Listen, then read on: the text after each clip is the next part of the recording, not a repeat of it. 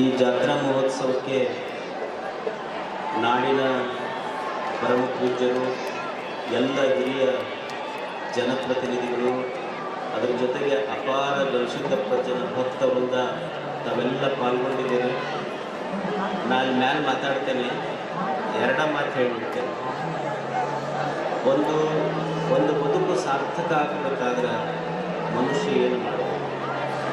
ಒಂದು ಸಾರ್ಥಕತೆಯ ಜೀವನದ ಲಕ್ಷಣ ಅಂದ್ರೆ ಇಷ್ಟೇ: ಕೈಯಲ್ಲಿ ಸತ್ಕಾರ್ಯಗಳಿರಬೇಕು, ತಲೆಯಲ್ಲಿ ಸದ್ವಿಚಾರಗಳಿರಬೇಕು, ಬಾಯಲ್ಲಿ ಸವಿ ಮಾತುಗಳಿರಬೇಕು, ಹೃದಯದಲ್ಲಿ ಪ್ರೇಮ ಇರಬೇಕು. ಇಷ್ಟಿದ್ರೆ ಸಾಕು, ಅದು ಬದುಕಿನ ಸಾರ್ಥಕತೆ.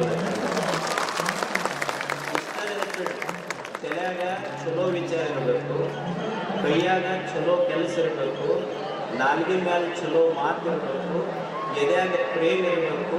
ಇಷ್ಟಿದ್ದು ಬಿಟ್ರೆ ನಾವು ಗವಿಸಿದ್ದಪ್ಪಜ್ಜನ ಗದ್ದಿಗೆ ಹೋಗಿ ದೀಪ ಹಚ್ಚೋದು ಬೇಕಾಗಿಲ್ಲ. ಇಷ್ಟಿದ್ರೆ ಅವನ ಬಂದು ನಿಮ್ಮ ಮನೆಯ ಜಗಲಿಯ ದೀಪ ಆಗಿ ನಿಮ್ಮ ಮನ್ಯಾಗ ಸದಾ ಮನೆಗೆ ಎಲ್ಲ ಬಹಳ ಭಕ್ತರು ಸೇರಿದ್ದೀರಿ. ನಂದು ಒಂದೇ ಮಾತು ಗೊತ್ತಲ್ಲ, ನಿಮ್ಮ ಜಾತ್ರೆ ಮುಗೀತು, ನನ್ನ ಜಾತ್ರೆ ನೀವೆಲ್ಲ ಸಮಾಧಾನದಿಂದ ಸಂತೋಷದಿಂದ ಮನೆ ಮುಟ್ಟದ ಮೇಲೆ ನಮಗೆ ಅವತ್ತು ಆಗುತ್ತೆ ಹೇಳ್ದಂಗೆ ಆಗ್ತೈತಿ. ನೀವೆಲ್ಲ ದಯವಿಟ್ಟು ಕೈ ಮುಗಿದು ನಿಮ್ಮಲ್ಲಿ ಪ್ರಾರ್ಥನೆ, ಯಾರು ಅವಸರ ಮಾಡಬೇಡ್ರಿ, ಒತ್ತಡ ಮಾಡಬೇಡ್ರಿ, ಸಮಾಧಾನದಿಂದ ಹೋಗ್ಬೇಕಷ್ಟೇ. ಒಂದು ಸ್ವಲ್ಪ ಗದ್ದಲಿದೆ, ಆದಷ್ಟು ನಿಂತು ಹೋಗ್ರಿ, ಯಾರು ಒತ್ತಬೇಡ್ರಿ. ಸಮಾಧಾನದಿಂದ ಸಾವಕಾಶವಾಗಿ ನಮ್ಮ ಜೊತೆ ಗವಿಸಿದ್ದಪ್ಪಜ್ಜನ ನನ್ನ ಹೃದಯ ಕುಂತ ನನ್ನ ನಡೆಸ್ತಾನ ಅನ್ನೋ ಭಾವನೆಯಿಂದ ಸಮಾಧಾನದಿಂದ ಹೋಗಿ